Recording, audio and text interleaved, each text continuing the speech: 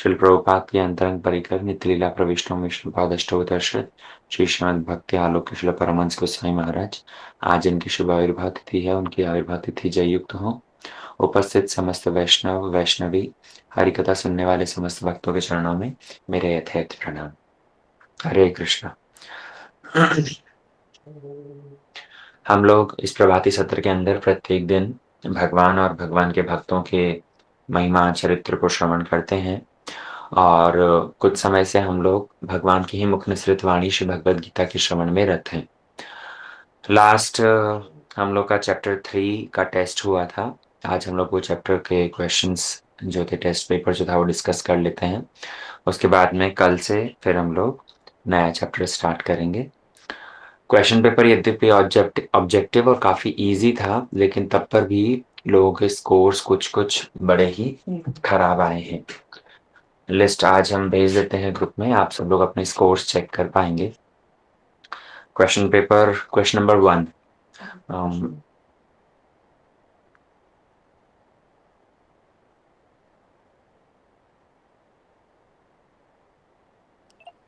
प्रभु जी आप म्यूट हो गए। जी just a minute. First question, यज्ञार्थात कर्मण्यो अन्यत्र का मुख्य अर्थ क्या है?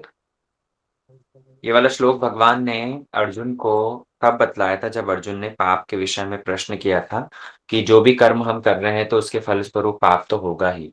तो भगवान ने उनको कहा कि यज्ञ के उद्देश्य से, यज्ञ को निमित्त करके यदि कर्म किया जाए तो कभी भी पाप नहीं होंगे। तो यज्ञार्थात, यज्ञ के अर्थ को, यज्ञार्थात कर्मण्यो अन्यत्र का मुख्य अर्थ क्या है कि भगवान की संतुष्टि के लिए कर्म करना, क्योंकि यज्ञ पुरुष तो स्वयं भगवान ही है। So option C is the correct answer. दूसरा प्रश्न था, सोने की चेन और लोहे की चेन का उदाहरण किसको समझाने के लिए दिया जाता है? हमने प्रकृति के 3 गुणों के विषय में बतलाया था, रजोगुण, सत्वगुण और तमोगुण। लेकिन ये तीनों ही गुण बंधन ही है, इसलिए इसको समझाने के लिए सोने की चेन और लोहे की चेन वाला उदाहरण दिया था कि that if someone is in heavenly planets, तो वो स्वर्ग लोकों में भी उसको एक तरह का वो बंधन ही है, भले ही वो सोने की चेन में कसा हुआ हो। और यदि कोई नर्क लोकों में है या मर्त्य लोक में दुख कष्ट पा रहा है तो वो भी बंधन है, लेकिन वो लोहे की चेन के समान है। तीसरा क्वेश्चन, यज्ञ का सरल अर्थ क्या बताया गया है? अग्नि में आहुति देना, पूजा करना, केवल मंत्र पढ़ना या त्याग? हमारे कॉन्टेक्स्ट को समझाते हुए मैंने बहुत सिंपल तरीके से बतलाया था कि यदि कोई यज्ञ को धार्मिक दृष्टिकोण से ना देखे तो यज्ञ का सीधा सीधा मतलब है सेक्रीफाइस, त्याग। हम क्योंकि इस जगत में कुछ न कुछ वस्तु किसी न किसी से प्राप्त कर रहे हैं, तो जब बात आए उसके साथ में रेसिप्रोकेट करने की, तो हम उसके लिए कुछ त्याग करने के लिए प्रस्तुत रहें। वो ही यज्ञ का सरल अर्थ है, सरलतम अर्थ है।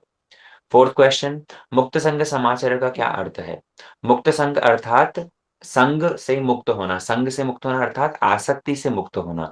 So option C is the correct answer, अनासक्त होकर कर्म करना। कर्म योग का वास्तविक कुशलता क्या है? कर्म योगस्तु कौशलम, भगवान ने जब ये श्लोक की व्याख्या करी थी उस समय पे भी इसकी चर्चा हुई थी। और कर्म योग का सीधा सीधा अर्थ ये है कि ऐसा कर्म, ऐसे कौशलता से कर्म करना जिसके कारण बंधन प्राप्त ना हो। वो क्या हो सकता है? वो है भगवान को स्मरण करते करते, अर्थात ऊपर जो क्वेश्चन डिस्कस किया है यज्ञ के उद्देश्य से, तो वो ही इसका सार है। तो कर्मयोग का वास्तविक कुशलता क्या है? ऐसा कर्म करना जिससे बंधन ना हो। Option C is the correct answer. Question number 6, सुमेधस शब्द का क्या सुमेधस शब्द किसके लिए प्रयोग हुआ है? सुमेधस, हमने जब एकादश स्कंद के उस श्लोक की चर्चा करी थी जो श्रीमद् महाप्रभु के विषय में नेमि नवयोगेंद्र संवाद में आया है, कृष्ण वर्णम त्विषा अकृष्ण सांगोपांग अस्त्र पार्षदम यज्ञे संकीर्तन प्राय यजंती ही सुमेधस। तो इस श्लोक के डिस्कशन करते वक्त हमने ये सुमेधस शब्द डिस्कस किया था। सुमेधस मतलब अत्यंत बुद्धिमान। 7th क्वेश्चन, संकीर्तन यज्ञ में आहुति क्या है? हमने एक उदाहरण देकर बताया था इसी श्लोक के एक्सप्लेनेशन में कि कैसे ये कान हमारा एक हवन कुंड है और उसके अंदर हम ये जिह्वा रूपी श्रुआ से आहुति देते हैं और मंत्र इत्यादि ये सारा सब हमने बतलाया था। तो उसके अंदर आहुति क्या है? आहुति है भगवान का नाम। इस नाम को ही तो हम कान रूपी हवन कुंड में डाल रहे हैं ना, तो भगवान नाम, option C is the correct answer. उसके बाद में श्लोक संख्या 13 और 14, जिसके अंदर हमने ये दो साइकिल बतलाया था, यज्ञ जो साइकिल बतलाया था, अन्नाद भवन्ति भूतानि पर्जन्याद अन्न संभव, तो उस साइकिल का यहाँ पर डिस्कशन हो रहा है। तो इसका दार्शनिक अर्थ क्या है?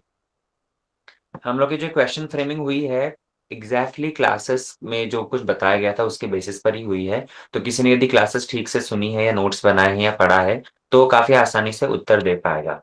तो 3.14 और 15 में वर्णित ये जो चक्र है, ये कर्म चक्र है। इस कर्म चक्र का दार्शनिक अर्थ क्या है कि हम किस प्रकार इस जगत में रहते हुए भी आध्यात्मिक जगत के साथ में तालमेल बिठा सकते हैं, उनके साथ में परस्पर कैसे हमारा संबंध जुड़ सकता है ना?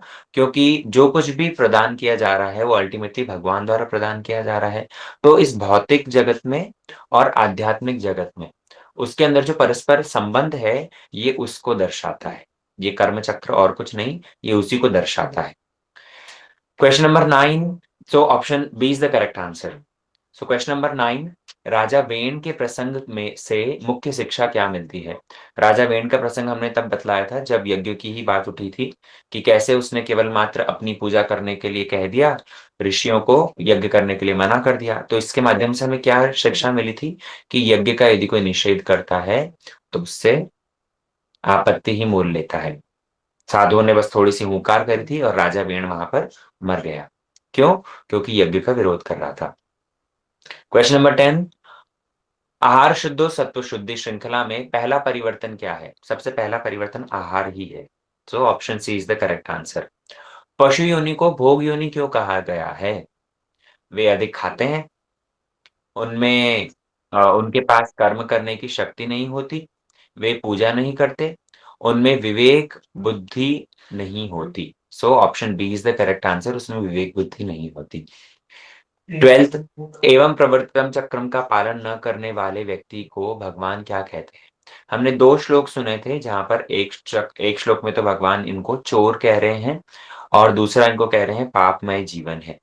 तो option C is the correct answer, अघायुर इंद्रिय राम। भगवान ने ये शब्द व्यवहार किया था कि वो इंद्रिय राम अर्थात इंद्रियों के भोग में ही लिप्त हैं और अघायु अघायु अर्थात उनका पापमय जीवन है। So option C is the correct answer. फिर 13th क्वेश्चन भी इन्हीं से रिलेटेड है। इंद्रिया रामो शब्द का सही अर्थ क्या है? ऑप्शन सी, इंद्रिय तृप्ति में लिप्त व्यक्ति। 14th क्वेश्चन, आत्मरति, आत्मतृप्त, आत्मसंतुष्ट व्यक्ति की विशेषता क्या है? ये 3 शब्द भगवान ने तभी व्यवहार किए थे जब कर्म ना करने की बात आ रही थी।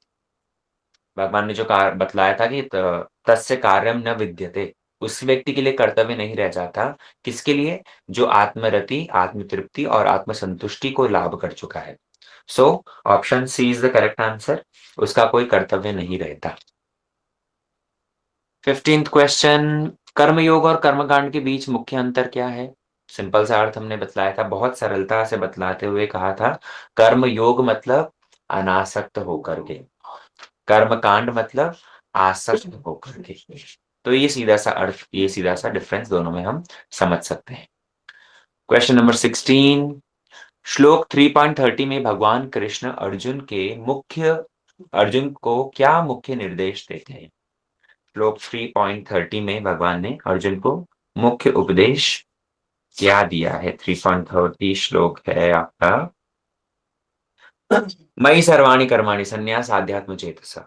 सो इस श्लोक के अंतर्गत भगवान अर्जुन को मयि सर्वाणि कर्माणि, सारे कर्म भगवान को अर्पित करने के लिए कहते हैं। दूसरी बात कैसे? संन्यास आध्यात्म चेतसा, आध्यात्मिक चेतना को धारण करते हुए अर्थात अनासक्ति के को अनासक्त होकर के, आसक्ति को छोड़ करके। So option B is the correct answer, सभी कर्मों को भगवान को अर्पित करके आसक्ति रहित होकर युद्ध करो। क्वेश्चन नंबर 17, 3.17 में तस्य कार्यम्य विद्यते किसके लिए कहते हैं? ये वही श्लोक है जहां पर आत्मरति, आत्मतृप्ति और आत्मसंतुष्ट, ये 3 बातें डिस्कस हुई है। तो ये केवल मात्र ऐसे व्यक्ति के लिए संभव है जो कि आत्म साक्षात्कार कर चुका है। जिसको भगवान की अनुभूति हो गई है। ऐसा व्यक्ति यदि कोई सांसारिक कर्तव्य को नहीं निभाता, तो उसके लिए दोष नहीं है। कॉन्टेक्स्ट आप हमेशा स्मरण रखिएगा। भगवान ने ये श्लोक, क्योंकि अर्जुन भी अपने कर्तव्यों को नहीं करना चाह रहे थे, इसलिए भगवान को ये बात कहने लगी कि अर्जुन, तुम्हारे लिए कर्तव्य करना ज़रूरी है। किसके लिए कर्तव्य करना ज़रूरी नहीं होता? जो व्यक्ति आत्मरति, आत्म तो संतुष्टि और उसको प्राप्त कर चुका है। ठीक है? क्वेश्चन नंबर 18, न बुद्धिभेदम जनियेत ज्ञानाश कर्म शरण कर्मिणाम। इस श्लोक के अंदर 3.26 में भगवान का मुख्य उद्देश्य क्या है? भगवान का उद्देश्य ये है कि अज्ञानी व्यक्ति की बुद्धि को भ्रमित ना किया जाए। है ना? हमने उदाहरण से समझा था कि कैसे यदि उसकी बुद्धि में भ्रम ला दिया जाएगा, तो वो संसारिक कर्तव्यों को करने के लिए भी उसकी उत्कंठा है, उत्साह है, वो घट जाएगा और अध्यात्म में उसका प्रवेश नहीं है, इसलिए भगवत भक्ति भी कर नहीं पाएगा। इसलिए उस ऐसे व्यक्ति की बुद्धि में भेद जागृत नहीं करना चाहिए। क्वेश्चन नंबर 19, कर्म संगी शब्द का सही अर्थ क्या है? कर्म संगी अर्थात कर्म में आसक्त। मुक्त संग अर्थात संग से मुक्त, जो कि आसक्ति से मुक्त। और कर्म संग मतलब कर्म में जिसकी आसक्ति हो। So option A is the correct answer. 20, कर्मकांड का पालन करने का अंतिम उद्देश्य क्या है? देखो, हमने दो रास्ते बतलाए थे। एक रास्ता है ग्रेजुअल रास्ता, जो धीरे धीरे क्रमशः आगे बढ़ता है, और एक रास्ता है क्विक रास्ता। तो ये कर्मकांड, उसके बाद में कर्म योग, उसके बाद में ज्ञान योग, फिर भक्ति योग, ये वाला जो रास्ता है, ये ग्रेजुअल रास्ता है। और दूसरा रास्ता जो क्विक रास्ता है, वो हमने बतलाया था, जिस किसी अवस्था में क्यों ना हो, डायरेक्टली भक्ति योग का आश्रय ले ले। तो अल्टीमेटली दोनों ही रास्तों का उद्देश्य एक ही है, भगवान के पास में पहुंचना, भगवत प्राप्ति करना। इसलिए कर्मकांड पालन करने का अंतिम उद्देश्य क्या है? समाज सेवा? नहीं। धन प्राप्ति? नहीं। स्वर्ग प्राप्ति? नहीं। धीरे धीरे भगवान की प्राप्ति। क्योंकि कर्मकांड के माध्यम से हो सकता है व्यक्ति स्वर्ग लोक पर कुछ समय के लिए पहुंच जाए, लेकिन स्वर्ग लोक पहुंच जाने के बाद में भी क्षीणे पुण्य मर्त्यलोक विशन्ति। आगे के श्लोक, आगे के चैप्टर्स में ये बात आएगी, तो भगवान स्पष्ट कर देंगे कि स्वर्ग लोक में जाकर के भी वहां चिरस्थायी रह नहीं सकते, गिरना पड़ेगा। इसलिए अल्टीमेटली जब ये बार-बार गिरोगे, बार-बार उठोगे, गिरोगे, उठोगे, तब जाकर के कहीं बुद्धि ठीक होगी और तब जाकर के कहीं मन में विचार आएगा कि नहीं, भगवान की प्राप्ति के अलावा और कहीं शांति नहीं है। क्वेश्चन नंबर 21, प्रकृति क्रियमाणानि श्लोक में मूढ़ व्यक्ति की क्या पहचान है? भगवान ने पहचान बताई थी कि प्रकृति के गुणों के आधार पर व्यक्ति कार्य करने के लिए बाध्य हो जाता है, लेकिन अहंकार विमूढ़ आत्मा कर्ता अहमिति मन्यते। जो मूर्ख व्यक्ति है, वो अपने आप को ही कर्ता मानता है। So option B is the correct answer. 22वां क्वेश्चन, अघायु और इंद्रियराम शब्दों के आधार पर मोघम जीवन किसे कहा गया है? ये वही श्लोक है जहां पर व्यक्ति आसक्त, जो कर्म चक्र का पालन नहीं करता, तो उसको भगवान गाली देते हुए कह रहे हैं, उसको शासन करते हुए कह रहे हैं, अघायु इंद्रियराम मोघम जीवन शब्द से। तो इस श्लोक के अंदर बतलाया है कि जो अपनी इंद्रियों की तृप्ति में लगा हुआ है और यज्ञ चक्र का पालन नहीं करता, यज्ञ चक्र में भाग नहीं लेता, वो ही व्यक्ति का जीवन कैसा है? मोघम, अर्थात व्यर्थ जीवन है उसका। 23rd क्वेश्चन, नैमित्तिक कर्म को किस प्रकार समझाया गया है? हमने 3 तरह के कर्म बतलाए थे, नित्य कर्म, नैमित्तिक कर्म और काम्य कर्म। नित्य कर्म जो नित्य प्रति हमें करने होते हैं, अपने वर्ण और आश्रम के अनुरूप, जैसे ब्राह्मणों के लिए संध्या वंदन इत्यादि हैं, और अन्य क्षत्रियों के लिए राज दरबार में प्रस्तुत होना, और या अन्य-अन्य जो कुछ नित्य कर्म बतलाए गए हैं। नैमित्तिक कर्म वो होते हैं जो कि किसी निमित्त के उद्देश्य से किए जाते हैं, कोई स्पेसिफिक सिचुएशन में किए जाते हैं, जैसे श्राद्ध क्रिया इत्यादि करना या विवाह संस्कार का आयोजन करना। तो ये सारे क्या है? ये नैमित्तिक कर्म है, जो किसी निमित्त को, जो किसी पर्टिकुलर कॉज़ को लेकर किए जा रहे हैं। और थर्ड वाला था काम्य कर्म। काम्य कर्म मतलब जो किसी कामना की पूर्ति के लिए किए जाते हैं। तो इसमें से हमने बतलाया था कि व्यक्ति को, बुद्धिमान व्यक्ति को नित्य कर्म करने हैं, नैमित्तिक कर्म भी करने हैं, काम्य कर्म को छोड़ना पड़ेगा। काम्य कर्म अर्थात अपनी कामनाओं की पूर्ति के लिए किए हुए कर्म, वो ही बंधन देते हैं। ठीक है? 24th क्वेश्चन, तमोगुण से ऊपर उठने के लिए क्या त्यागना आवश्यक है? तमोगुण का सबसे बड़ा जो हथियार है वो है आलस। तो आलस त्यागना पड़ेगा अंततः। Option C is the correct answer. जगत चक्र के अनुसार मनुष्य, देवता और प्रकृति के बीच में क्या संबंध है? देखो, मनुष्य, देवता और प्रकृति, ये तीनों परस्पर एक दूसरे के ऊपर निर्भर हैं, एक दूसरे का सहयोग करते हैं। आप लोगों यदि स्मरण हो, श्लोक आया था जहां पर भगवान कह रहे हैं कि भागते देवान देवान भाविता एनु, इस तरह का श्लोक था जहां पर भगवान कह रहे हैं कि देवता तुम्हें संतुष्ट करते हैं और तुम देवताओं को संतुष्ट करो। इस हाँ, देवान भाविता नेन ते देवा भावयन्तु वः, श्लोक संख्या 11, जहां पर भगवान वर्णन कर रहे हैं कि दोनों परस्पर एक दूसरे को संतुष्ट करते चलो। मनुष्य देवताओं को संतुष्ट करेगा यज्ञ के माध्यम से, देवता मनुष्य को संतुष्ट करेंगे वृष्टि इत्यादि करके, अन्न जल इत्यादि सब प्रदान करके, है ना? तो परस्पर सहयोग और निर्भरता का संबंध है। पाप की वास्तविक परिभाषा इस सत्र में क्या दी गई है? हम लोग जब भी कर्म चक्र को डिस्कस कर रहे थे, तो उस समय पर पाप की एक ही परिभाषा दी गई थी कि जो व्यक्ति यज्ञ चक्र में पार्टिसिपेट नहीं कर रहा, वो व्यक्ति पापी है। सीधी-सीधी बात। क्यों? क्योंकि आप एक तरफ से ले तो रहे हो देवताओं से, बदले में कुछ दे नहीं रहे, तो ये ही पाप है ना? सो option D is the correct answer. 27th question, कर्म चक्र का पालन करने का मुख्य लाभ क्या बताया गया है? कर्म चक्र का यदि हम पालन करें, तो उसके माध्यम से क्या होता है, हम पाप से मुक्त हो जाते हैं और धीरे-धीरे क्रमशः हमारी आध्यात्मिक उन्नति होती है। So option B is the correct answer. फिर 29th क्वेश्चन, अनासक्त होकर ज्ञान का अवलंबन करके कर्तव्य कर्म करना क्या कहलाता है? इसी को ही हम कर्मयोग कहते हैं। निष्काम कर्मयोग यही होता है, जहाँ पर अनासक्त हैं, कोई आसक्ति नहीं है। हम जो कुछ कर्म कर रहे हैं उसके प्रति हम पूर्ण रूप में ज्ञानवान हैं कि इसका उद्देश्य क्या है, तो ये कर्मयोग कहलाता है। श्लोक संख्या 3.30 में संन्यास आध्यात्म चेतसा का क्या अर्थ है? आध्यात्मिक चेतना धारण करना, बहुत ही सिंपल सा इसके अंदर तो ऑप्शन दे रखा है, कोई डिस्कशन की बात ही नहीं। जगत की प्रत्येक वस्तु को किस रूप में देखना चाहिए? हमारे श्रील भक्ति सिद्धांत सरस्वती ठाकुर प्रभुपाद, उनकी वाणी है कि जगत की प्रत्येक वस्तु कृष्ण सेवा का उपकरण मात्र है।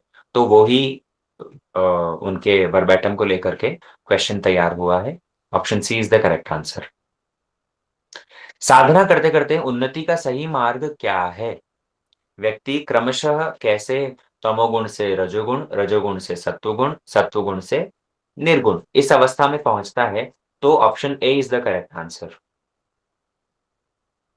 32वां क्वेश्चन है, श्लोक संख्या 3.31 के अनुसार किसे कर्मों के फल से मुक्ति मिलती है? क्वेश्चन नंबर श्लोक संख्या 30, जहां पर हम लोग डिस्कस कर रहे थे कि कैसे आध्यात्म चेतसा को, मयि सर्वाणि कर्माणि संन्यास आध्यात्म चेतसा, भगवान ने इस श्लोक के अंदर अर्जुन को कहा कि मेरे को स्मरण करते हुए लाभ की आशा को छोड़ करके, मोह को छोड़ करके, आलस का परित्याग करके कर्म करो, मयि सर्वाणि कर्माणि। और ऐसा व्यक्ति यदि करे, तो क्या होता है कि उसको कर्मों के फल से मुक्ति मिलती है ना? तो ऑप्शंस देखते हैं। जो नित्य कर्म करता है, क्या उसे कर्मों के फल से मुक्ति मिलती है? जी बिल्कुल। जिनकी भगवान में श्रद्धा है, क्या उनको कर्मों के फल से मुक्ति मिलती है? हाँ जी, बिल्कुल। जिसके अंदर द्वेष नहीं है, क्या उसको कर्मों के फल से मुक्ति मिलती है? जी बिल्कुल। सो ए, बी, सी तीनों करेक्ट आंसर हैं। तो ऑप्शन डी उपरोक्त सभी ये ठीक चॉइस है। क्वेश्चन नंबर 33, काम को वस्तु भी और भावना भी क्यों कहा गया है?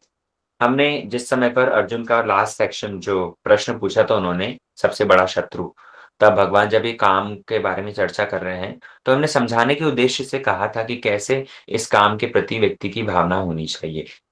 ये काम हृदय में जागृत वासना भी हो सकती है और ये काम कोई वस्तु विशेष भी हो सकता है। इसको हमने उदाहरण से भी समझाया था, क्योंकि पूर्व-पूर्व जन्मों का जो संस्कार है, उस संस्कार के फलस्वरूप हमारे हृदय में भावनाएँ जागृत होती है ना? तो इसलिए भावना के रूप में काम को इस तरह से लिया गया है।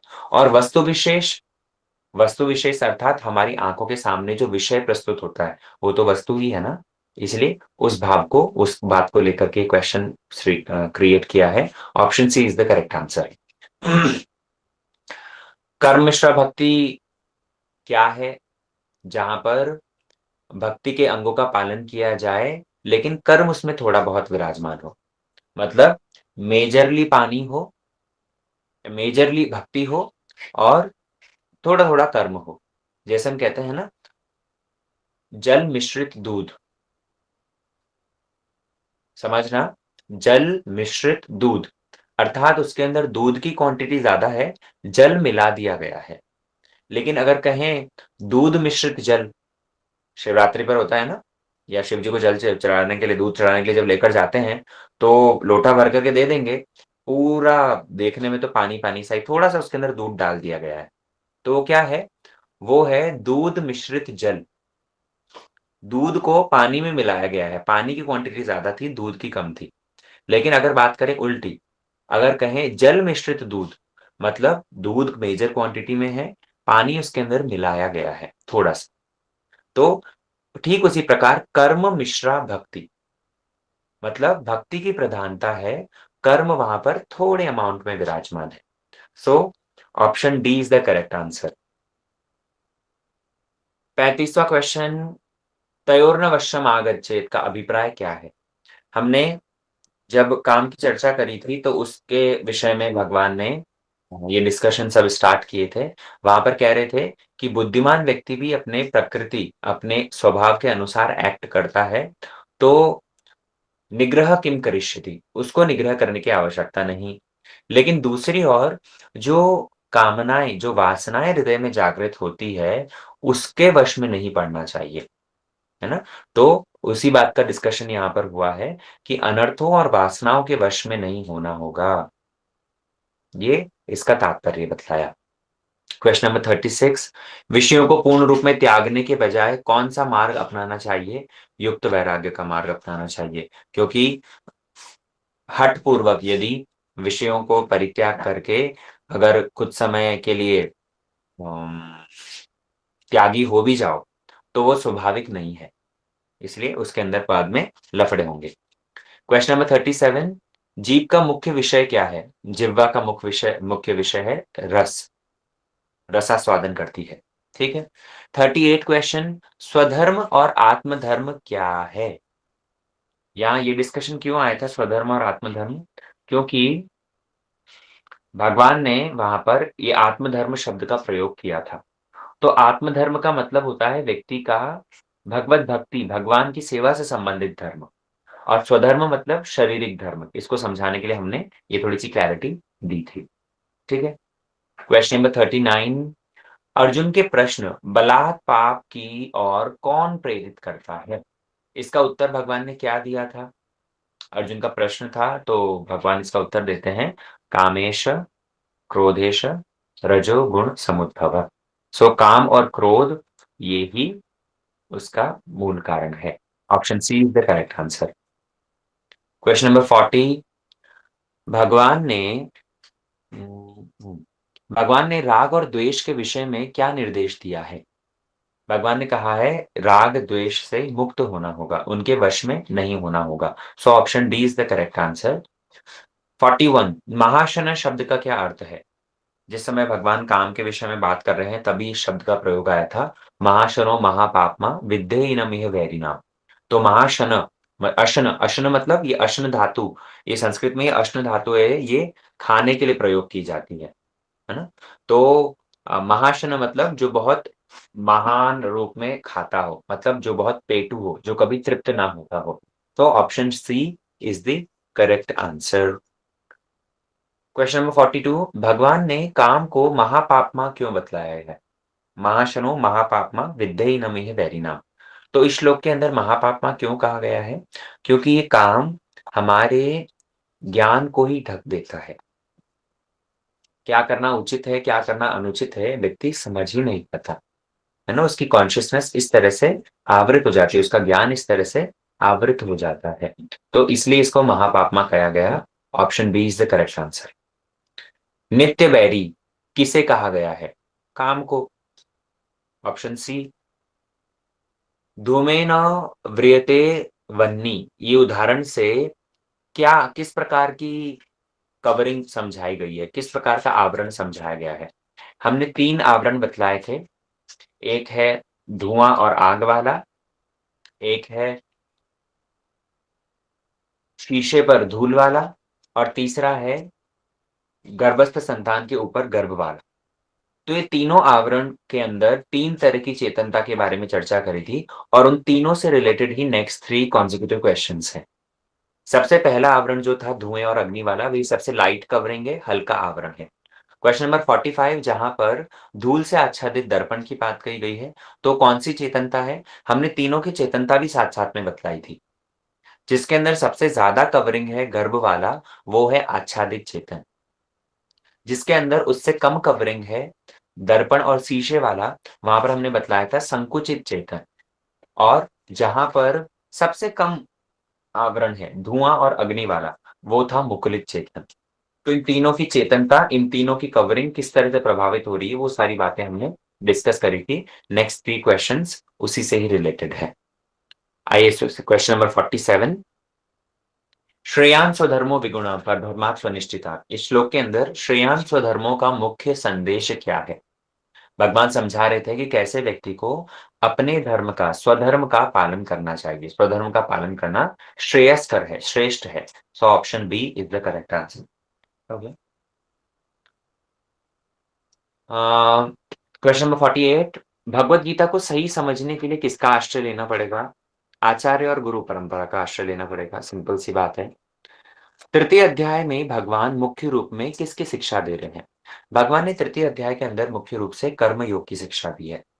वैसे तो first chapter setting up the battlefield, उसके बारे में हमने चर्चा करी थी। सेकंड चैप्टर के अंदर भगवत गीता का सार बतलाया गया है। अभी थर्ड चैप्टर से भगवान बहुत सिक्वेंशियल और सिस्टमैटिक तरीके से कर्म योग की चर्चा कर रहे हैं, है ना? तो थर्ड चैप्टर वही कर्म योग की बारे में बतलाता है। 6 चैप्टर तक यही डिस्कशन यहाँ पर चलेगा। 50th क्वेश्चन परधर्म भयावह क्यों है? क्योंकि परधर्म स्वाभाविक नहीं होता, हमारे स्वभाव के विरुद्ध भी हो सकता है। 51 क्वेश्चन निग्रह किम करिष्यति? इसका तात्पर्य क्या है? कि हमें उनके वश में, इंद्रियों के वश में, वर्णगत स्वभाव के वश में उनको इन निग्रह किम करिष्यति मतलब हमारा जो वर्णगत स्वभाव है, उसका बहुत अतिशय निग्रह नहीं करना है। उसका अत्यधिक दमन नहीं करना है, ये इसका तात्पर्य है। So option B is the correct answer. 52 जीव के बंधन का मुख्य कारण क्या है? इंद्रिय विषय के प्रति आसक्ति ही उसके बंधन का कारण है। देहात्म अभिमान का सही अर्थ क्या है? देह आत्म अभिमान शब्द से ही क्लियर हो रहा है। देहात्म मतलब जिस व्यक्ति की इस देह में ही आत्म बुद्धि होती है, शरीर को ही वो नित्य समझता है। So option B is the correct answer. इंद्रियों और उनके विषयों का सही संबंध क्या है? 4 ऑप्शन दिए गए हैं। आँखों का ध्वनि के साथ में संबंध है? नहीं। कान का रूप के साथ में? नहीं। नासिका का गंध के साथ में? Yes. So this is the correct answer. काम और क्रोध को किसके नियंत्रित किया जा खुद को कैसे नियंत्रित किया जा सकता है? काम और क्रोध ये इतने बलवान शत्रु हैं, इनको नियंत्रित करना बड़ा मुश्किल। लेकिन भगवान एक उपाय देते हैं, साधु संग के माध्यम से ये संभव है। So option D is the correct answer. जब तक हृदय में भक्ति योग के लक्षण उत्पन्न न हो, तब तक क्या करना चाहिए? निष्काम कर्मयोग का पालन करना चाहिए और निष्काम कर्मयोग के माध्यम से क्रमशः हमारी उन्नति संभव होगी। ठीक है। 57 क्वेश्चन गीता में ऋषियों का क्या कार्य बताया गया है? ऋषियों के लिए ये कर्तव्य बतलाया गया है कि वो लोगों को इस आध्यात्म ज्ञान को प्रदान करें, उनका मार्गदर्शन करें। क्वेश्चन नंबर 58 श्लोक संख्या 3.27-28 में तत्वविद और अहंकारी में मुख्य अंतर क्या बतलाया गया? वहां पर डिस्कशन चल रहा है कि कैसे अहंकार विमूढ़ आत्मा कर्ता अहमिति मन्यते। जो मूर्ख व्यक्ति है वो अपने आप को कर्ता मानता है और तत्वविद व्यक्ति प्रकृति के गुणों के आधार पर एक्ट कर रहा है, इसको स्वीकार करता है। So option B is the correct answer. 59th 3.21 के अनुसार महान व्यक्ति, महाजन के आचरण का क्या प्रभाव होता है? हमने श्रवण किया था यद यद आचरति श्रेष्ठ तत्तद देवेतरो जन सयत् प्रमाणम कुरुते लोकस्तद अनुवर्तते। अर्थात महाजन व्यक्ति जैसा जैसा आचरण करेंगे, नीचे वाले व्यक्ति उसका पालन करते हैं। So option A is the correct answer. Last question, question number 60। यदि व्यक्ति यज्ञ चक्र का पालन नहीं करता, तो वह किस चक्र में फँसता है? अरे भैया, यज्ञ चक्र का पालन नहीं किया, तो संसार चक्र में फँसोगे। या तो संसार चक्र में फँसे रहो या फिर यज्ञ चक्र का पालन करके सिस्टमैटिक तरीके से आगे बढ़ो। चॉइस इज़ तो इस तरह से हमारे क्वेश्चन पेपर था। कल हम लोग अब नेक्स्ट चैप्टर स्टार्ट करेंगे। आपका जो टेस्ट रिजल्ट्स हैं, कल विनर्स तो हमने कल अनाउंस कर ही दिए थे। टेस्ट रिजल्ट अभी सारा हम ग्रुप पर भेज देंगे। आप अपने-अपने स्कोर्स देख करके, क्वेश्चन पेपर भी डिस्कस हो गया है, कहाँ-कहाँ फॉल्ट थी, जान ही गए होंगे। कल के सत्र में फिर आप लोग से मिलते हैं नए चैप्टर के साथ। ठीक है? गौर प्रेमानंदे हरि हरि बोल।